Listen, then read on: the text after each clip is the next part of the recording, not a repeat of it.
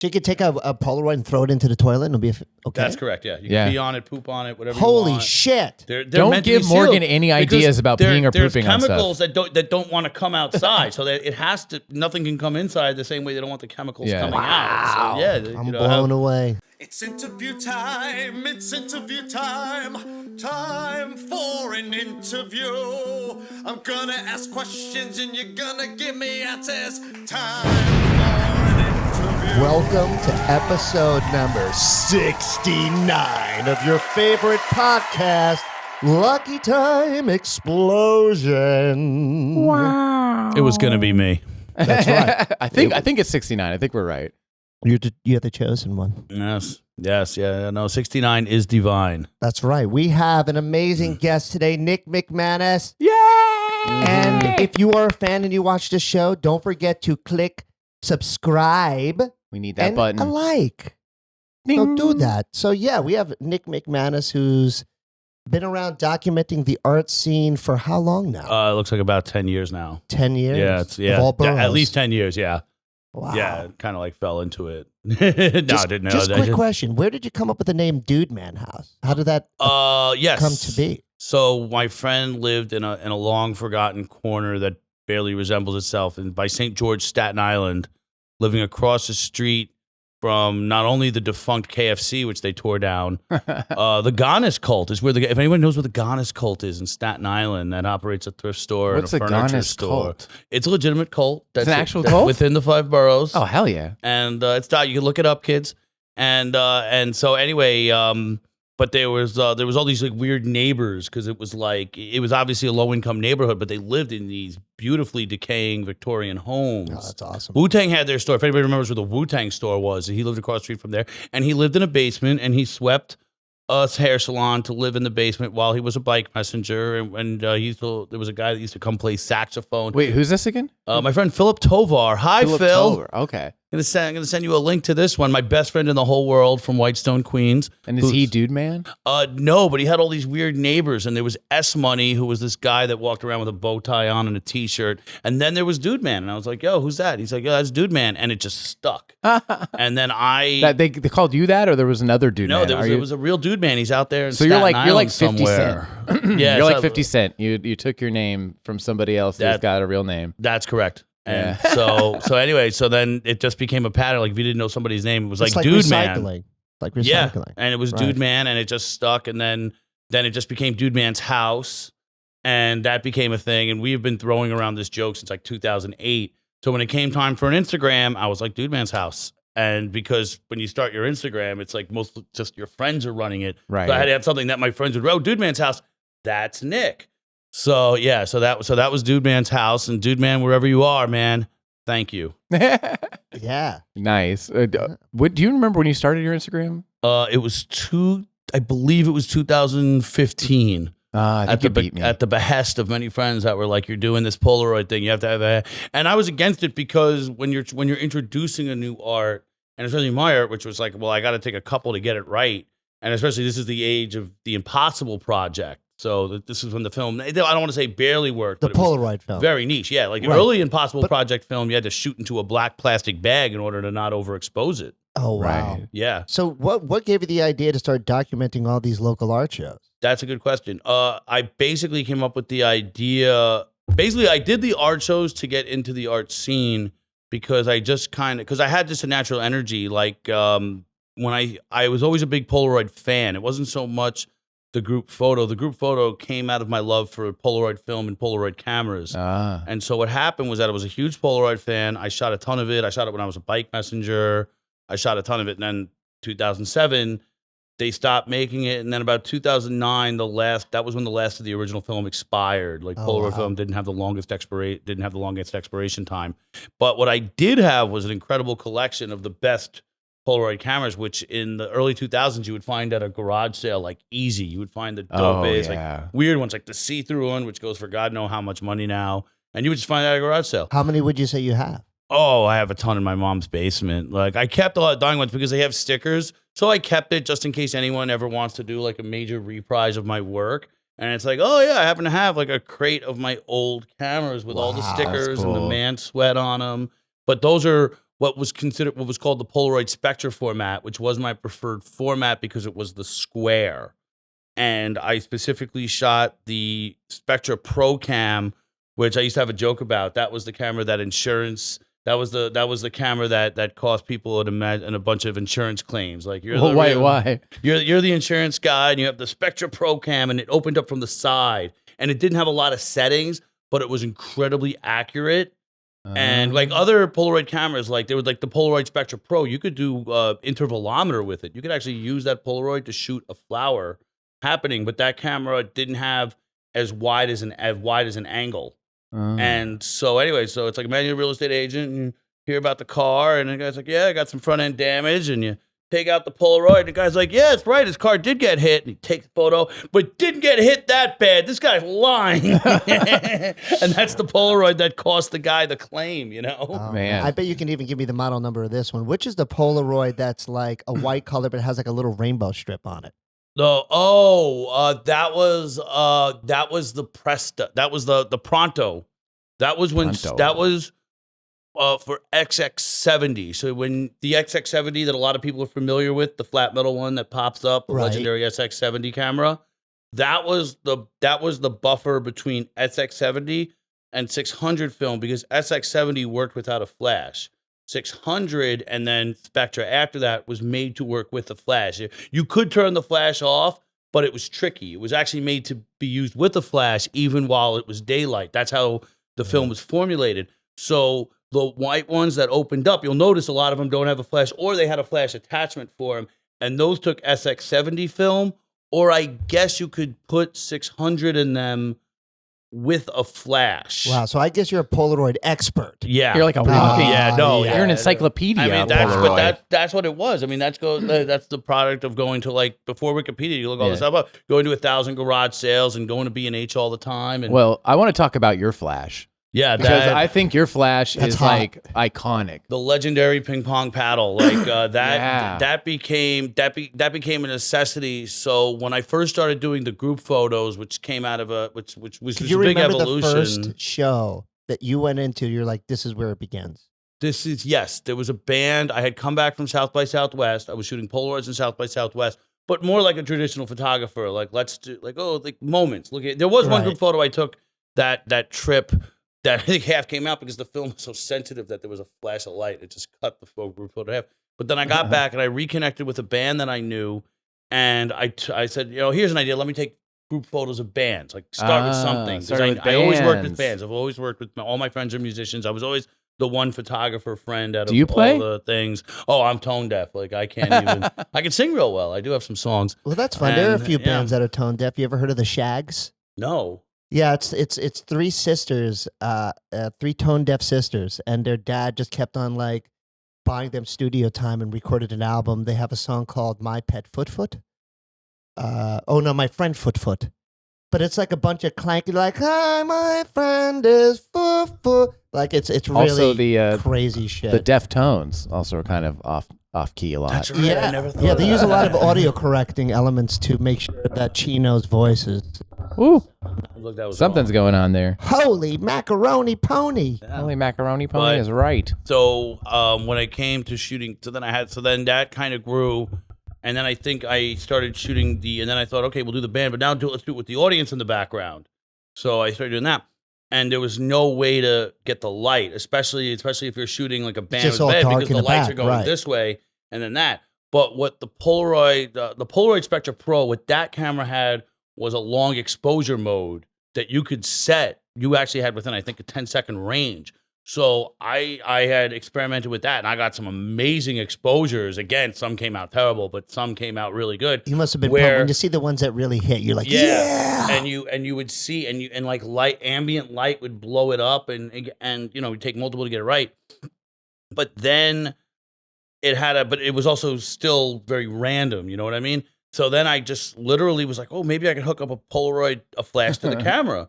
And I'm sitting there in my living room, and I'm like, oh, I could take it apart. It was like, Nick, you're not going to take it apart. You're going to shock yourself. What are you doing? And like, because there are all kinds of people that have come up with crazy rigs, and all. Right. And this, especially with 3D printers now, the stuff that people have thought up. But then I was like, oh, I wonder if I can get a Polaroid to work with a slave flash. So I just bought a cheap slave flash, set it to slave, did it, and just this moment in my living room and get the catharsis of everything I do now. That's so cool. And then you duct taped it to a ping pong paddle. That's right. And that thing is so iconic. That's to me. That's like when I think about you. That's what I think about. I think about the ping pong paddle with the duct tape around it. It was like 4 flashes, like duct taped to this freaking paddle. It was that, so. You have that thing still? Like I had one. How many I had do you one have that I still? left at a bar one time. I think I have. I think That's I a have fine 2 for them. left. So Yeah. whoever has that one can have it. But what was interesting is that this is especially for photographers out there. I don't know if many people remember the dome flashes, which was just a tiny flash that was specifically set to slave mode that photographers would do if they needed like a little fill in a corner. And it was just like a little U-shaped flash bulb, like a little, like a little thing. It was about a circle that big. And I mounted 4 of those, and they didn't have any diffusion on them. And that flash was so perfect. And for whatever reason, they've been discontinued from the market. But the 4 of them fit on the paddle because the switch was on the side. Most flashes have the thing in the back. So I had 4 of them on the paddle, and they were cheap, so I could drop it, break it. But when those went out, I had a problem because then I had to put the flash on the thing, but it had to hang off. So you were doing like circuit bending with your Polaroid camera? Not quite circuit bending, just a lot of gaff tape bending where I'm like strapping it down and the paddle. And then what happened to the paddle got unofficially retired, thank God, because my hands are so big, so I could actually fit a paddle. My hand around the paddle, thank God. But I shot Panorama Fest, or when I started working for Bedford and Bowery, when I started getting published. And that's right. You're like a photojournalist for them, right? Yeah. Like you sell your photos to them?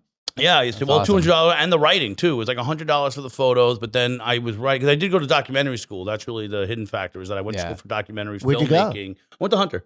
Cool. Yeah, and they had a great little film program. It's still there, so And now learned you're how going to do be the documentary subject of someone's got to make a documentary about you. I know. Sure. Well, it kind of happened. Like I did do a video for Chrome Magazine. Definitely shout out to you guys because I was a bike messenger for a long time. Yeah. And then again, some of my first early photos was your friend. So I did photos for the bike messenger community group, big group photos for the races. I'm still doing them. I'm in a show February 1st at Enoch Coffee Shop for the Dank Bakery. My friend Caitlin, she's having a 9th anniversary for her bakery, and she's going to do a big show, 50 artists, and I'm going to be one of them, and it's going to feature one of my classic, before I even shot Polaroids, just a photo of one of my bike messenger friends on the street, and which is a good throwback.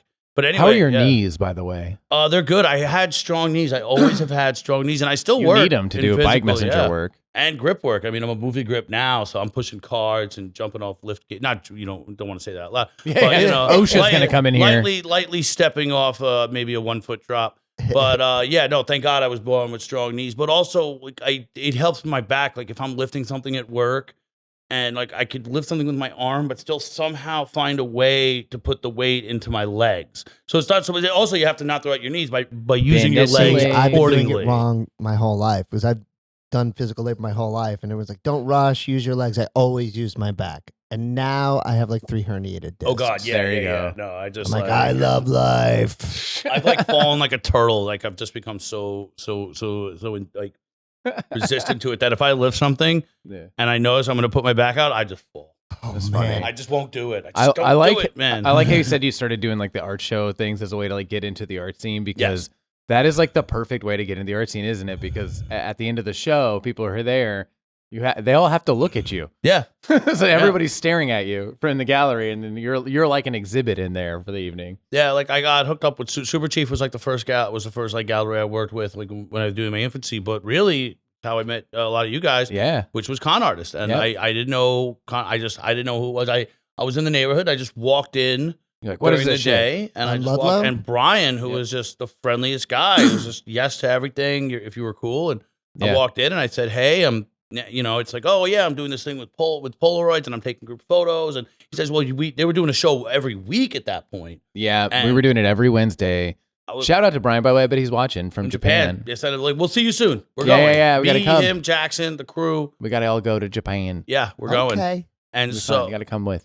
Yeah, you put me in the wheel well. It's Yeah. cheaper that way. I may or may not be alive when we get there, but I'll still go. We get you an oxygen mask. We get you. They To get bring a my big body coat. around. Like be a weekend at Bernie's, but you two and me in Japan. That's classic. And I just went to Brian. I was just very upfront, and I said, hey, I'd love to take a photo for every show you have. And do you remember the first one? The first one where you Yes. like actually were like, I'm doing this. You all get together. This is the first one. that In was the it. It was a gallery. black and white. That was It was what's her name? Oh, I forget. I ended up doing a couple of more shows for her too. And then it was a black and white photo, and it was there, and it was the contrast was terrible compared to what it is now. And that was the very first one. It was looking at the back. It was looking from the front of the gallery towards the back. On And the artist was upstairs? prominent. Yeah, It was in the upstairs, yeah. basement? Oh, I miss those days. That's Basement like, days. I didn't really get to see much of the basement days because I came in right when they were building out the front top floor. Oh wow, Like that was okay. that's when I came in. I was like, I'm an intern. I want to be an intern. And they were like, okay, what do you want to do? Like marketing, emailing? I'm like, I want to drill stuff. Like give me the drill. And they're like, no, that's like, no, we can't do free labor. That's wrong and unethical. And I'm like, just do it. Just let me drill. And they're like, all right, I want to drill. So I helped them build that whole top floor. Oh, yeah. And that's when I started there. I took some group photos from there. that top floor, like, Yeah, like you where the did. computers were and stuff. When it was like when they did parties in the back. And you just stuff. don't stop. That's the thing that listeners really need to understand about you is the sheer amount of photographs that you take on like a weekly basis, a monthly basis, a yearly basis.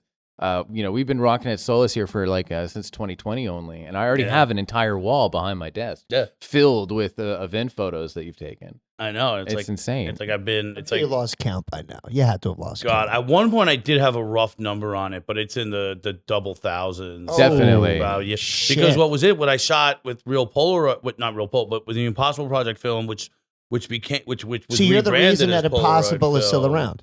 Yeah, Oh it's my all- Because you spend all your money Well, they on got the bought film. out. But there's a whole story. In fact, I've written about it. How like Impossible Project started out as the Polaroid factory was closing, and there was like some rich investor with some guy with one of the guys that worked there, and they bought the last factory in the Netherlands.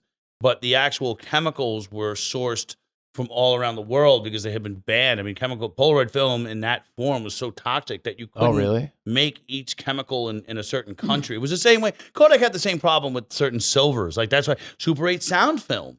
Super 8, which is still shot, and that had a sound film, and they had to discontinue that sound film in the 90s because the silver that went on the soundtrack was just banned. You ever heard? And You ever then, seen yeah. that guy who turned blue from drinking too much colloidal silver? Oh God, no. Yeah, so colloidal silver is like a health, like a kind of new age health treatment where you like drink colloidal silver, and this guy was really into drinking it. It was like on Oprah and a couple talk shows. Does he have a white beard? Yeah, he looks I've like a seen Smurf. that guy. Yeah, he Yeah. looks like a Come on, Smurf Oprah. now. I've seen that Smurf. I was gonna say, I've seen that guy before. I thought Yeah. he lived in the hills or some shit. No, he just drank too much colloidal silver and turned blue. And what it was like in the water, like from No, where he lived? he's intentionally drinking Oh, it as a God, health okay. aid, Must like have a health been chugging tonic. to that get on shit. Oprah for being a. It's like that guy who dumbass, also like, his jaw fell off from radiation, from radium. Excuse me. There's the guy like way back in the day, like 1800s or something. That's like kind of rich dude, like had some health ails. They gave him something called radium, and radium is radioactive in small amounts, and it Yes. actually being like ingesting toxic radioactive stuff apparently works a little bit because it made him feel better. And he was like, "Wow, docs, you guys are right. This is delicious. I feel so good." So then he started taking a lot more, and then they were like, "Hey, whoa, buddy, slow down. Don't take that much radium." And he's like, "Shut up, I feel great." And he just kept upping his dosage until his jaw literally fell off. That's Holy crazy. shit! That is So crazy. I wonder what would happen if you expose yourself to too many I know, Polaroids. Polaroid could get a side of Polaroid in that. You're No, just I gonna mean- turn into a Polaroid. I mean, you I'm wake up not one day like a sure- Teletubby on your I'm tummy. not sure what the formula is now. But what I Yeah. can tell you is that what the factory in the Netherlands had, which was, they could still make the plastic, they could still manufacture the film, but they didn't have a chemical. They had to make a chemical from scratch,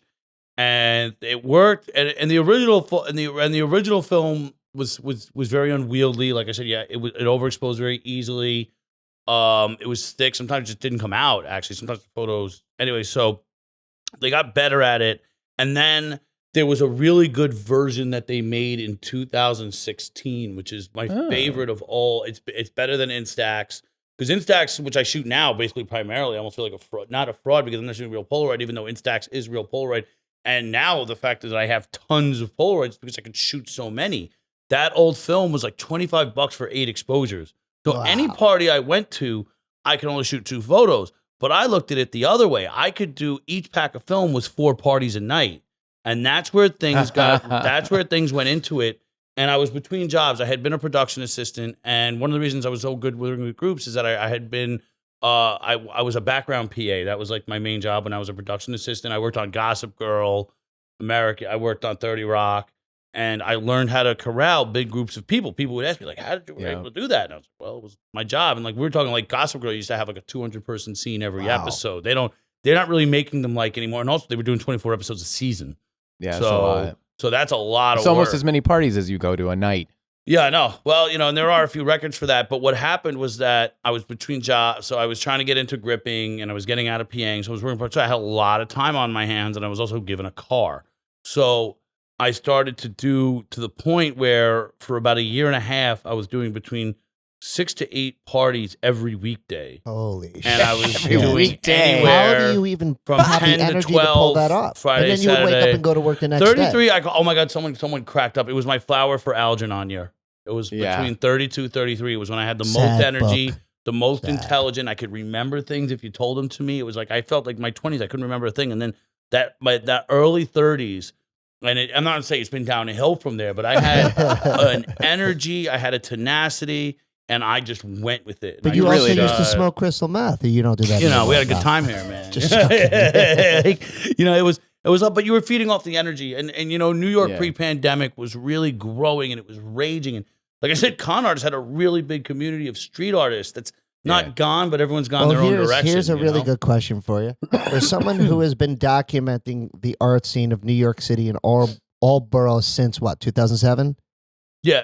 No. I would say starting. I started shooting the Polaroid film again in 2012, and I also did a lot of other photography years before the truth, but always film. I've never How shot would you digital. say the art scene has changed since you started? I would say pandemic changed everything. It was growing and booming. There were ups and downs. Like we're never gonna have the original Bushwick Open Studios. Like I did Absolutely Bushwick Open not. Studios 2015, and I shot I think 10, 12 parts. I think between the 3 days I shot at least 10, 12 a day, and I knew people everywhere, and they had a bunch of sponsors. And It was run by different people back in 2015. it was I'm pretty run. sure. Yeah, it was run by different people. It was Right. Now growing. it's a very But no disturbing one knew where the money crew went. of Yeah, people. it got taken over by but it actually kind of went back to its organic, even though it's much more I would say much more informally run now. It doesn't seem like there's anybody in charge. It just got too big for its britches. I remember having to be interviewed because they had their own blog. And I remember having to be like formally interviewed, which is not, I don't want to say it's a joke, but which is just like science fiction compared to where it had started and where it's at now, where you had print, where it was so tightly run by a group of people that really tried to grow, but it got too big. There were complaints about where the money was going. And then there were complaints that other people were marketing off it. So when they used to do it in June, I mean, there was free beer everywhere. I know, it was so much a better. block party, and Bushwick Collective, which still does their thing in June, was also happening. Right. So you had this giant, and also a lot of those loft buildings aren't art lofts anymore. Like, Right. one of them's a migrant shelter now over by St. Nick and Troutman. You know what I mean? So you just had still a lot of artists directly there by the Jefftown, blowing up, and so anyway, it was just this big. Things were more concentrated, I would say. Yeah, it got so And- huge that like you could not see all of it in the entire time that they had it allotted for it, which was like a week or something. It was like It was they a had weekend. days. It was like a Friday, Saturday, Sunday. It expanded, like, but I remember like going. I remember 2 incarnations. This is just my memory, like my fallible human memory. Oh yeah. My memory of it was like when initially it was kind of like Broadway, Myrtle. There's a lot of little things out there, and there was a big concentration off Jefferson. Yeah, but it was like and a then Morgan map as well. And Yeah, then but it was like a neighborhood map that you could like look at and be like, the paper here are map, like they the don't do those 20. anymore. Here's the 20 artists that have their studios open around here. And then the last time I went, there were like. It was like a real art fair. Like people were flying in from Germany and Japan. Wait, what There's a year fucking was this? book. It was a while ago. The mid 2010s. Yeah, it was like, and there's that like this makes big sense. book, and like the book was just huge. Like the catalog and the guidebook just got massive, and then they had like closed off streets and like people walking down with their cameras, and like I was hearing all these different languages, and I would ask people like, "Hey, what are you doing here?" And they'd be like, "Yeah, I flew in for this, like from like Germany or something." I mean, there was a couple of years where I just went to party like before I did here before I to was see before I was a some legitimate art. artist. Yeah, We would go around That's because there were cool. beer everywhere. You'd go to some random person's house, and it would just be 5 people sitting around a keg. That's awesome. that's You what I hang out, remember drink too. a beer, get And back on the bike. It's certainly not like that now. I remember one Yeah, it was time always like living rooms there was and a stuff. bodega off I like love Central Ave where like Central hits Flushing, and they literally just had a bodega. They just built a fake bodega and just filled it with 40s and beer and just said, take whatever you want. There was one year I got like really, and I was riding a bike and the weather was nice. It was June. And then it's November now. It's like September. No, it's September now. Yeah. To be honest, I haven't gone in which is years. actually better now because they do it when there's not any other festivals going on. That was the big complaint was that when in June there was too many other festivals going on. Fair it was like right season. after. And now they do it in like a very slow period.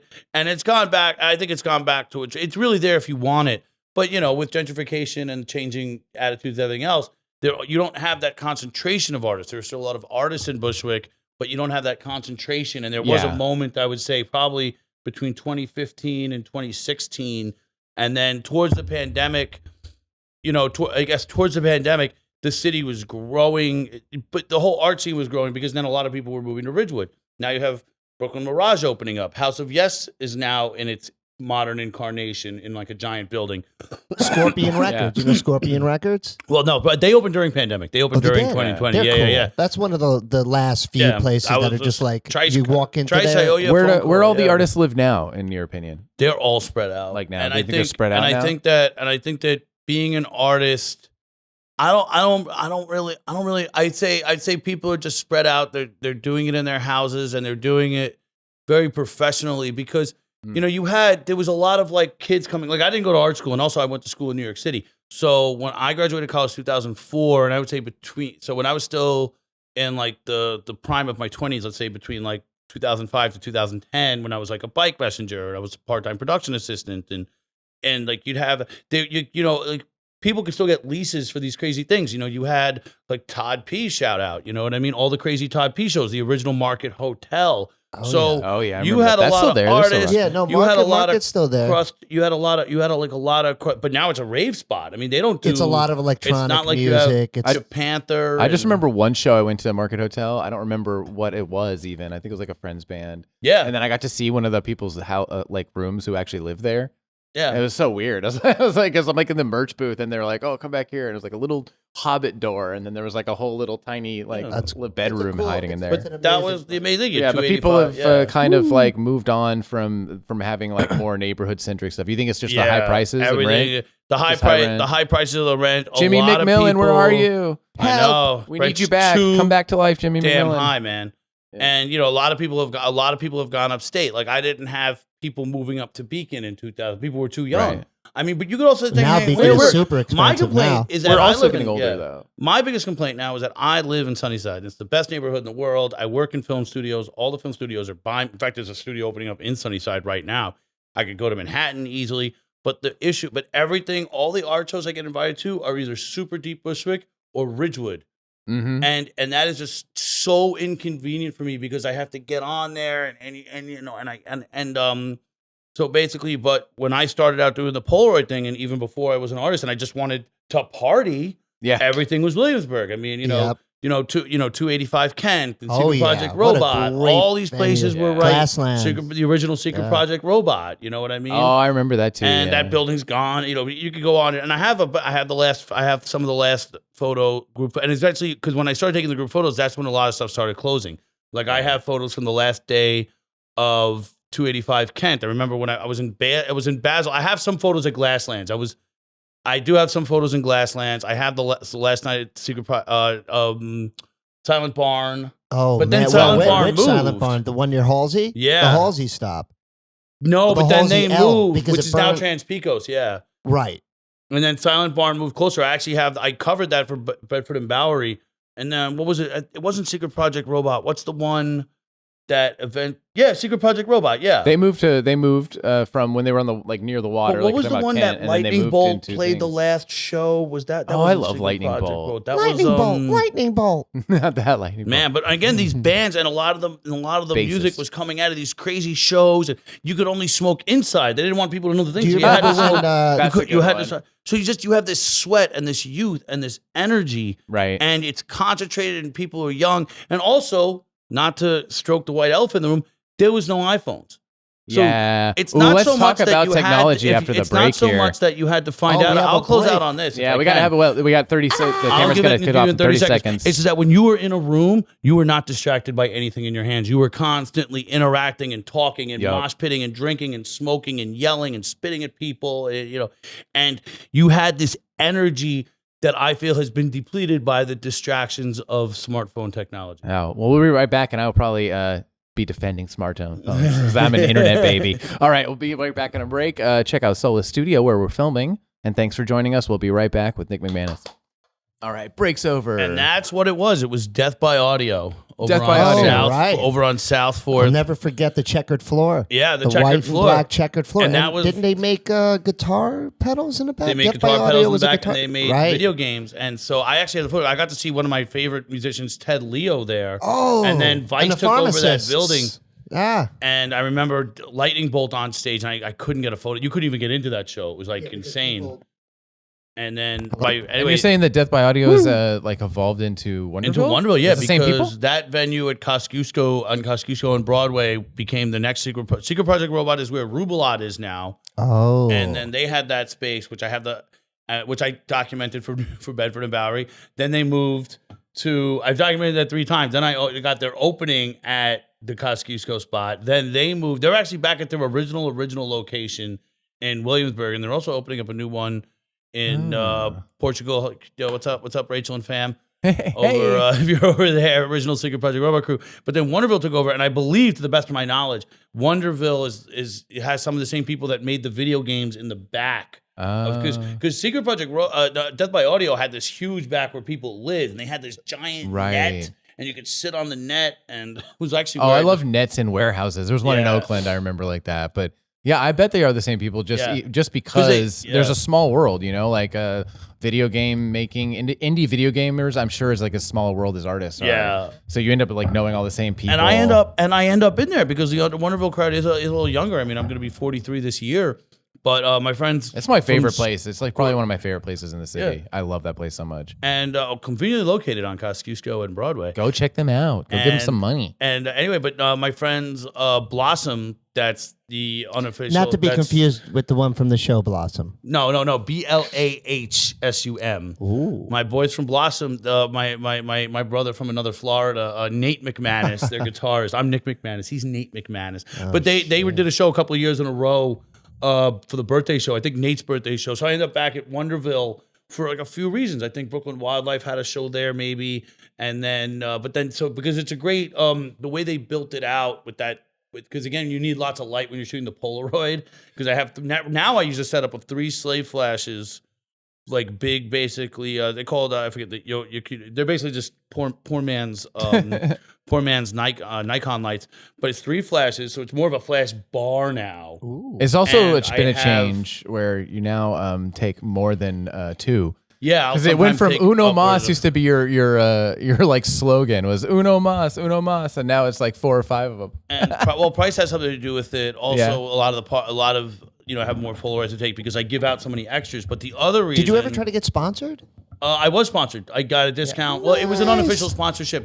When Impossible Project, I had gotten so friendly with them because they had a location in Soho, and I actually have the photo of the last day. There's almost like a Genesis photo of the last crew day at Impossible Project when they were in Soho, because now you have Kyle DePue, who's the owner of Brooklyn Film Camera. Shout out Kyle, love your store. And then 2 of the guys from there now work for the Polaroid company. They work remotely. I think they're both upstate, and they handle all the sales. And I think somebody else. And then I think one of the other people, I forget her name, she's a professional photographer now. So it's like the whole, like the Genesis photo, especially Kyle too. Kyle, if Kyle keeps going the way he's going, that photo might be worth something. And I think a lot of your stuff's going to be worth something. Like I always say, I think that you deserve, your body of work is so huge, so special and like unique. Like you need a museum wing. You need a fucking museum wing. Museum of the City of New York. If you ever watch this episode, like give Nick a wing. Well, I guess he needs his own archive. It would just be called Dude Man's House. Dude Man's house. It'd be a little house, a little Dude Man's house. And I think that somebody figured this out. There was some random person, because what I do is when I'm on my laptop and I get reposted constantly, and I use Instagram on my laptop, I literally do have a file with all the screenshots of other people reposting it. And there Holy is shit. somebody, I thought I was like unofficially busted when he said Nick McManus. Taking the art scene, the music scene, the bike messenger scene. How many backup The bar drives? scene, How many backup the drives do you own? You know what it is? They keep house all getting these better and better. photos. I only ever need one because by the time I need 2 or 3, Yeah, they're come out cheaper. with one that I could keep combining. I actually need to back up my work because I'm scanning. Yeah, so but much you got to work right back up now. the drive. You Yeah, need yeah, a yeah. I backup need drive a for the backup of the backup drive. backup. I need the backup of the backup. You're right. Yeah, because I mean they take a. But you also have the hard copies, Yeah, the actual film. But if anyone wants to know, like, oh, what are the specifics? So I scan all my Polaroids at 600 DPI because I don't need much more. And my thinking is that if anybody wants to, like, let's just say I have like somebody with a major gallery wants a show, they can pay for it because high resolution scans do cost money. They do, and they take a long and time. 600 DPI is perfect for. I could blow up 600 DPI. Shout out Printique, former Adorama Pix. Yeah. Because they're really inexpensive. But I could do maybe 24 by 18. I could get them like say 24 by 18 like that big. But but Printique, that Printique's only going to work for so long because when you're moving up in the gallery scene, I can only print so many frames cheap and then put them in a Michaels frame. Like I'm going to need to talk to you guys.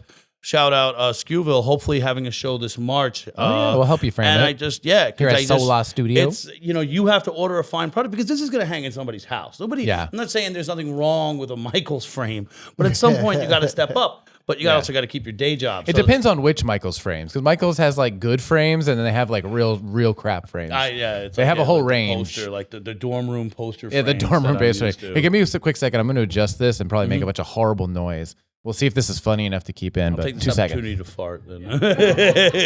So you could take a Polaroid and throw it into the toilet and it'll be okay. That's correct. Yeah, you Yeah. can pee on it, poop on it, whatever. Holy you want. shit! They're Don't meant to give be Morgan sealed any because ideas about peeing or there's pooping on stuff. chemicals that don't want to come outside, so that it has to. Nothing can come inside the same way they don't want the chemicals Yeah. coming out. So yeah, I'm blown away. Have fun with that. Talking about having no iPhones and then having iPhones and that changing culture so much, which obviously it did. In the future you might not need to worry about your DPI anyway because they just use AI to upscale it in a place that you can't even tell anymore. Just be like, just click a button and you have it like 7 times bigger. That exists now. Yeah. And it's pretty good and it's getting better. Like I don't like to use it either because I think, the integrity of the art is important, but it is getting scary good. Yeah, I mean, with AI, it's just like I'll put it this way: like I went to school for documentary. The photography is one side of my thing. I'm also an accomplished writer. Not to blow myself up, but I am an accomplished writer. I've saved all my writing. But I was talked to. I was working on a movie, and one of the Key Grip's sons, who was doing he was working with us as a college job, and he was like, "Oh my God, you used to write?" And I said, "Yeah, I used to write." And he's like, "Well, what should I do?" And I said, "Do what I did." It was that I went into. I actually got really famous for business closings. Like right now. I remember that. If anybody's watching this weekend, Passatore's closing on the 4th. We want to go to that. There's always restaurants closing, and I was always nostalgic as a person. Like I always cry loudest at funerals, so I would approach them. But Do you once do once I funerals was too? A lot of publishing, funerals? I have done a few memorial services. I've definitely done some especially in the bike messenger scene, like Fast Eddie, who was my influence as a photographer when I was a bike messenger, and then he has a bench named after him now. And so I did. Where's his, the I Fast Eddie published bench? It's over in Tompkins Square Park by the tree. Oh, by the Hare Krishna tree? But the one in the big circle. Like, He's where not the punk rock related. shows, He's not related to Crazy Eddie. I think that's the Hare Krishna tree. I just read a book about Crazy Eddie. Yeah, he's crazy, man. I mean, for real. I mean, he ran to Israel. Prices are insane. I know, because I think they did everything cash, right? They didn't even report. Yeah, it was all cash. And he says that he's like, "I'm going to Israel. Well, you can't get me." And then they're like, Israel's "We got you. Come What's back." What's the story? I don't know if I'm familiar with Crazy Eddie. It was like northeast, really, right? Crazy Yeah, Eddie. he was like a Northeast. Yeah, he started in Brooklyn. And it was funny how he got his start. He got his start ripping people off in Times Square camera shops. And he took that, like, he was would like a sell them scummy broken B&H. cameras. Oh, it was like a photo supplier. But long. They had everything. Electronics. Entertainment. He was like electronics, Skizzy, everything. Nobody Speaks the Witch. Like, he would sell, like you would want a Sony, and then they would tell you they were out of Sony. But we have this great, Kenwood. And it was like, and Sonys were expensive. Like, in the 70s, Right. it was hard to get a Sony stereo, you know what I mean? It was like, and because but anyway, they What's your favorite knockoff? my Polaroid? favorite knockoff Polaroid. Yeah. I would say Kodak. I love seeing the old Kodak Polaroids. A lot of people don't realize that Polaroid, even though Kodak lost the biggest lawsuit in 1980, $1 billion. And then they had to recall 1980, that's a all lot. their film and all their cameras and have them destroyed because Kodak, they wanted that market because Polaroid was basically a monopoly in that sense. And Fuji, there was an early Fuji Polaroid before Instax that you couldn't modify to work on American cameras. And so, but that's because the patent laws didn't exist. I mean, you could buy Polaroid from Japan, but Fuji could also make it. And so Kodak went through all this trouble to make their own film. And then as soon as it came out, Polaroid sued them because Polaroid was a huge corporation. I see documentaries like from the 80s and the 70s and 80s that are like funded by the Polaroid Corporation. It was a huge company, and they got Kodak to the tune of $1 billion. But those Kodak Polaroids are different. They're flatter. They have a matte finish, and they also work because I believe the way Fuji Instax and Polaroid. Do you is use that those at all? Do you have a Fuji? I'll use the Fuji Instax now. That's what wow. I was going to say. The Impossible Project, the film they made in 2016 had really low contrast, but you needed a lot of light, which was helpful for me because I could just blast it with that flash ping pong paddle. What they did in 2017 is that they reformulated the film for the rest of the world, which had way more contrast and needed less light. That totally changed the game for me because then... Do you think it was 7 years of Lady Gaga? Well, she became the creative saw director that. at Polaroid in 2010. Yeah, I did. I remember that, yeah. And it was like... That's real? Yeah, that's And real. she like still is? Well, that was when she was working I guess. Is she still? I don't know if she's the now still is. I feel like you would Terry know. Richardson. Yeah, she was doing a lot of work with Terry Richardson. And Is she still she was the... doing a lot of work with I saw Polaroids. Terry Richardson once. I went to see Steely Dan. And there he was.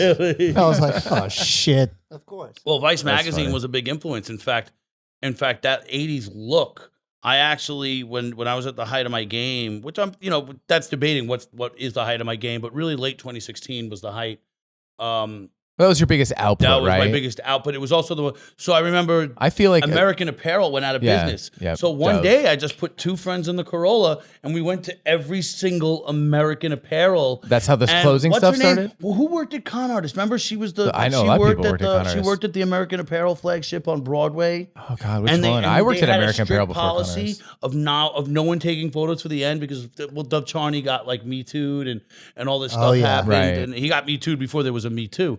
That's true. And so anyway, so I just went about it because the back of those Vice magazines, and the article's probably still up there somewhere online, but it was I actually quoted that when Vice magazine was still only a magazine, those Terry Richardson and what else is his what's the other light core pornographer, I forget the name, but anyway, that look is definitely what I wanted, and I went to the point of going to every American Apparel. Hopefully, they'll be worth something. My friend just did Classy Screens shout out Ridgewood's Fit for all your screen printing needs, for all your T-shirt needs. They just did a thing with American Apparel, and I wanted to do something, and I haven't. Isn't it called something else now? Garments. Classy American Apparel? No, is American Apparel like it's like you tried to It bring was it back as bought LA out. Apparel? Yeah, that's No, Dove I think Charney. that's I Dove think Charney. Yeah. Yeah, no, No, Dove but I Charney think tried he- to start another American one. Apparel still exists though. They still But the name without has Dove, been bought but out. I think yeah. you're right. Like- LA Apparel is Dove.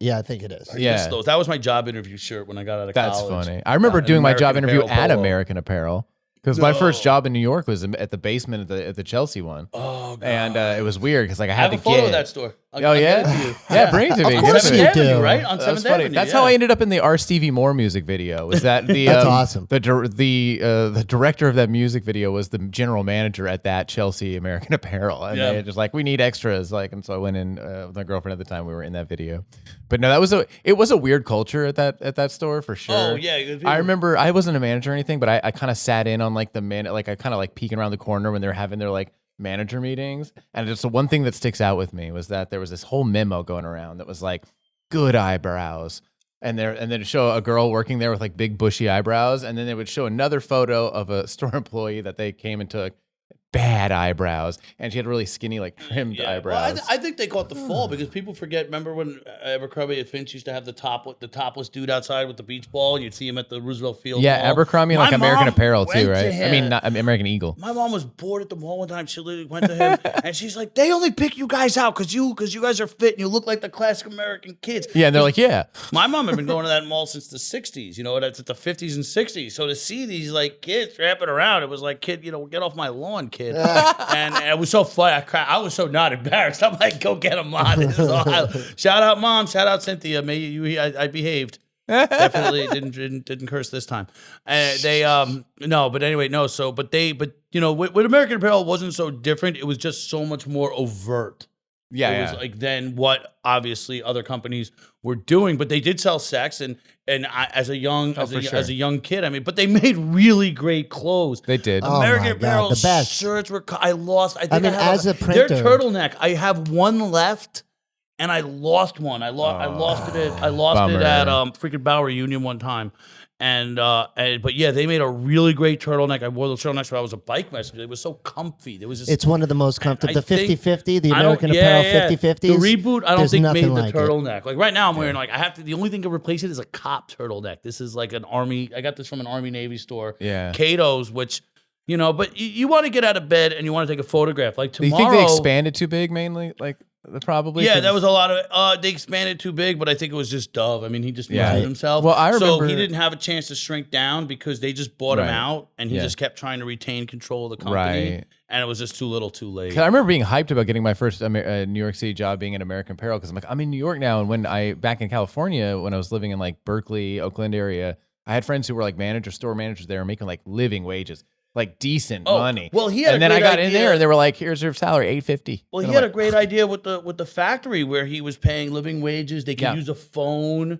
He immigrant women. They had a phone. He had a place for them to like breastfeed. They just had to be okay with him coming around and poking them in various places. No, well, maybe not the factory, maybe not the workers on the floor. No, I heard that he made his rounds. He went everywhere. No, I'm just joking. Well, the whole thing is that there was a whole other side to American Apparel. I'm sure somebody's already working on the documentary, but there was a whole other side to it as far as paying fair wages, starting a company in LA, making an American product, and he was Canadian, and then there was such much of an other side of it.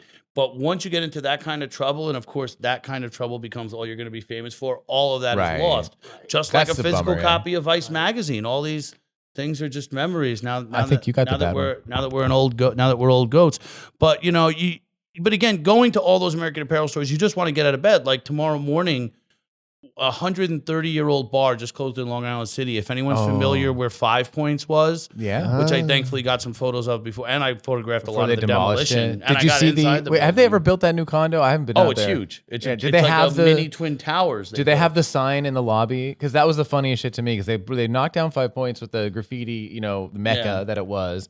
And then they showed a plan for the lobby of the condo that had like a graffiti theme inspired like That's sign just a behind slap it. to the Well, they have fucking signs. Right? face. Isn't that kind of insulting? Well, if you're on the Totally. 7 train, there are like paintings that you could see on the side of the building when you're going behind the 7. But it was a bar called Brooks, which was kind of like it looked like a Cheers. And I actually do have a Polaroid in there when I went out with my coworkers from Silver Cup Studios, and it was weird. It was like in a very American-looking bar, but they had an Italian menu, and so. That just closed. It's going to become a bistro, bistro of some sort. But I need to go get the photo, and you have to know that the sunlight hits it in the afternoon, but it's wintertime, so I have to get there because right now I'm shooting a lot with a large format 6x9, the Fuji GS whatever G3, and so I have one. The flash doesn't work, but that's going to be my next step. As a group portrait artist, is shooting on large format 6x9 film. I did want to experiment by 6x5, by 4x5, but that's way bulky. We got to get you one of those 8x10s and like a mustache. Well, you know who does the 8x10? The son of a gun. I've met him. The son of a gun that does the SantaCon photo. He still does the SantaCon group photo. My friends from Junction actually provide the platform via their party it's like bus. wet plate. That's some serious real estate taking that picture. Yeah. Oh, yeah. He does it every year. Like I actually did do SantaCon one time, and I got my own I didn't steal his photo. I actually just got a bunch of stragglers. Did you dress up and stuff? I wore a hat. Just to have? But yeah, but again, like my friends were DJing it. That was like one of those 1 years. Wait, for people who are listening who are not in like from here or not aware of SantaCon somehow, like what it is, how would you describe it? SantaCon is a fundraising bar holiday where you bar hop, and it has a reputation for young people getting really, really drunk. Yeah. But at the same time, they do raise a lot of money for And charity. they're all That's dressed very as good. Santa. And That's the thing. they They're really all support Santa. the bar scene. Christmas. Yeah. Right. I mean, they just pour. It It's- used to be more of an East Village thing. Yeah. And then the East Village got tired of them, and then they went to other neighborhoods. And now Midtown Manhattan is probably the only. When SantaCon got relegated to Midtown Manhattan, I cracked up. I was like, yeah, because that is the only neighborhood that come to Midtown That Manhattan. has the infrastructure You get to deal with them. bombed all you want. It's Midtown. You know? Right. Nobody lives here. We all just work here. Yeah, I know. No, well, people But- will be living there soon. Yeah, I think people do. But Yeah. SantaCon has a reputation for being like either you love it or you hate it. Yeah, I love and it. And if you hate it, you Big really. fan. I turned the page on it. I used to be like, yeah, this sucks. And then after a while, I was like, you know what? Fuck this. These people are having fun. It seems pretty genuine. It seems like nice. Yeah. I've had a bad experience or two with the Santas, and you But see again- them like in the bars. They have sometimes like no Santas allowed. Well, they but I got changed- over being bitchy. Well, it changed because now you have the pedestrian plazas on Broadway, which now gives them like a natural meetup. When SantaCon first Yeah. started, they kind of just met. Oh God, that 1 year they met at McCarran Park. Oh, I think they went to shit. Williamsburg one time, and I think Williamsburg was like, "Never do this again." That's where I had my one bad experience with it because I didn't realize it was SantaCon. I was out on a date and I'm just sitting there trying to have like a first date. And this dude who looks like Randy Quaid sits down and starts like, super drunk, just starts like spitting at me, talking about his brother's firework business and like all of this money shit. I'm just like, go away. But then I had good ones. Not that, well, like that's a topic, but I'll tell you right now, if you No, ever go for wanted it. to know one of the most interesting, unexpected influence in my work, Yes, I is do. the Voyager spacecraft. Why? How? The Voyager What? spacecraft was launched in 1977. The Voyager spacecraft was meant to explore the 4 outer planets: Jupiter, Yes. Saturn, Neptune, and Uranus. And they did it because once every 176 years, those planets line up.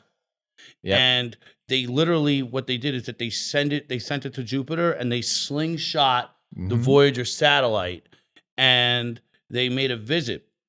So when I would do my group photos, I would have to set them in a line. And SantaCon was a good example because it was when I was in my again, quote unquote prime, but also a lot of my friends were DJing. Dirty Finger, who I'm going to see, he's DJing the Dank Anniversary, February 1st. Nice. And then my friend, what's her name? Another friend of mine was at that club on like University and 12th or University and 13th, and she was DJing there. And it wasn't so much that I wanted to do SantaCon as an I tried to do an article about it. That one didn't publish, but it was like all of my friends were DJing. So it's not so much that I'm shooting SantaCon, is that all my friends. So now I'm slingshotting myself from venue to venue to venue. And then while I'm at it, I'm also writing for Bedford and Bowery. So I could walk into random bars and being like, oh, hey, I'm writing for this. Can I take a group photo? Right. And if they're not into it, it's like, oh, I'll also give you, because you know what it is? What helped me was that people would hear Polaroid. Like I would be like, oh, you want to take a Polaroid? love And they'd be like, what do you Polaroid. mean? I was like, no, I'll give you a copy. And then they would be into it. So there was an incentive. You don't stop, Yeah. man. I mean, it's pretty Yeah. amazing. Like if you were able to have, how the iPhone says how many steps you've taken, and if you've held on Yeah. to that since you were born, you may have broken some records, man. Well, yeah. Well, the Definitely. basically, I have certain records that'll never stand.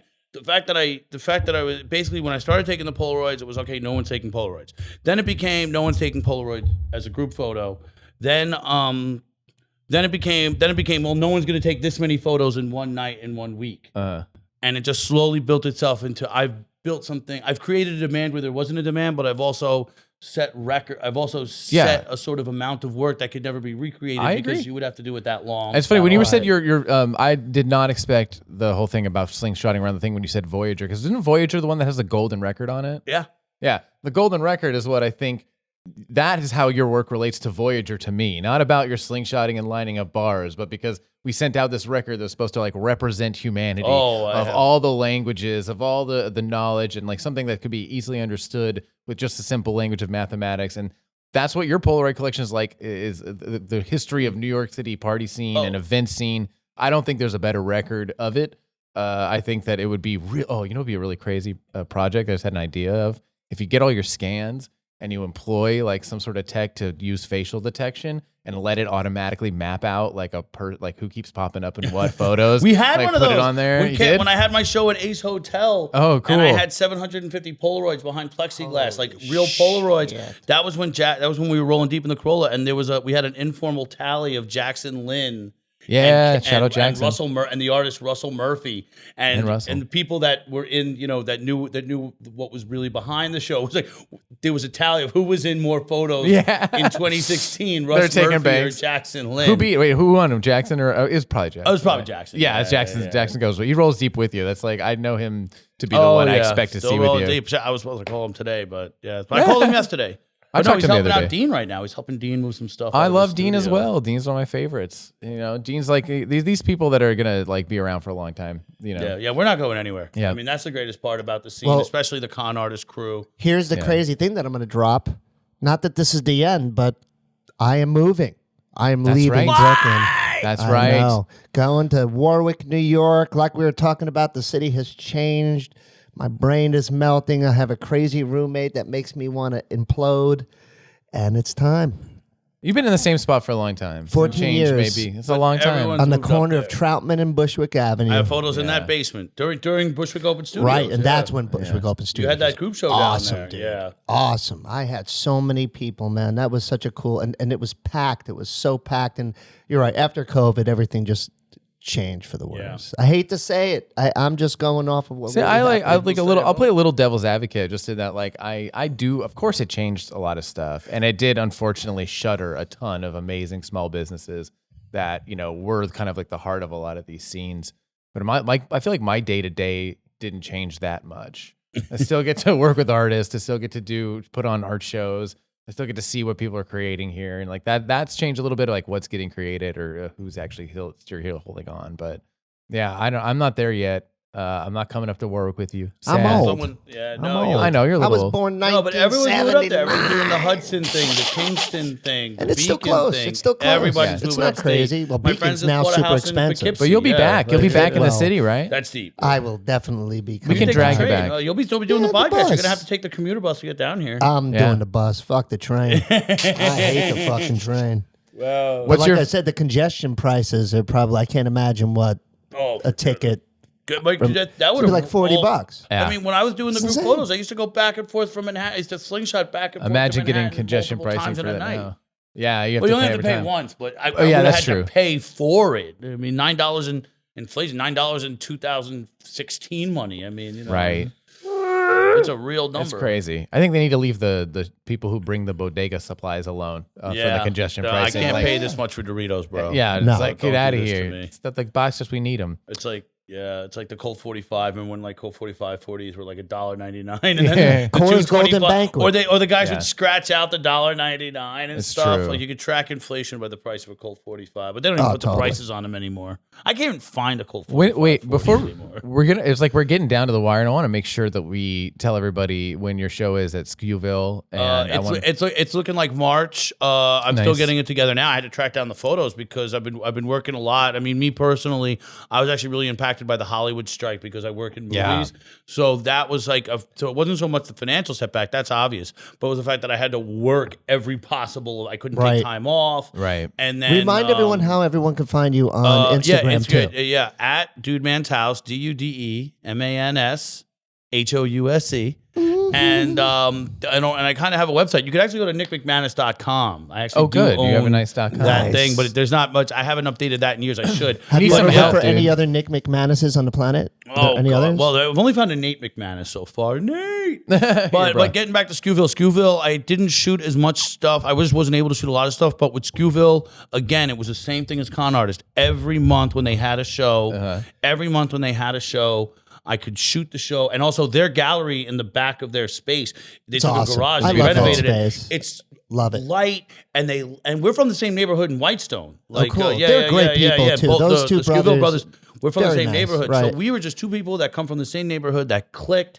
We're cool, we're chill, and if I need to turn up the lights, so the lighting for my purposes, it's probably the best room in New York for me to take a group photo right now. That's and good. I made it a point to try to. I had it in the back of my head, so I said, you know what, just go there every month. take a group photo. I mean, I've shot this. That's one of the last great places that still exist in Bushwick. Yeah. And long story short, I did it, and then I think midway through, I said, Nick, you know what, Nick, if you can do every single show, because they did one once a month during last year. That's a lot. Then hit them up, and so when I got to the point of the end of the summer, when I had really done it every month, I said maybe I could do a show, and they're looking to get me in at March somewhere. But we still got to go. I still have to find the photos, scan the photos, and I still got to get on my quest to get you your own wing at the Museum of New York City because we're working on deserve that. All right, thank you so much for joining us, man. Thank you. Thank you. It was love chatting with you always. It's always good to see you. We've been talking about getting on this podcast for a hot minute. I'm Absolutely. glad we could do it. My winter hiatus. Well, you guys. ain't seen the last of Nick or us, so stick around for next time. Subscribe. Yeah, come to like. Solas Studio. You may be in a group photo soon. That's right. Come to Solas.